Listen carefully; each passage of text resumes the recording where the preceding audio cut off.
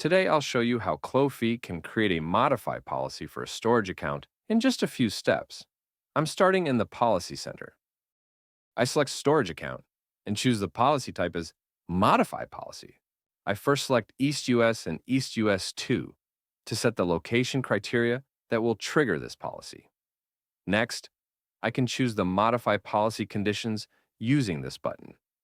These conditions define the criteria that, when met, will activate the modify policy.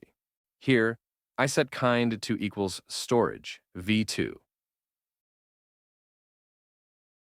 Now, using this button, I define the modify values. For allow blob public access, I set it to true with the add or replace option, which will overwrite any existing value.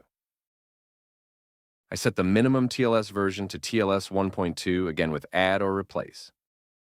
And finally, enable public network access with add or replace. With our triggering conditions and modify values in place, the policy is now ready for finalization. I hit Confirm Policy to finalize the details. Here, I enter the policy name and description.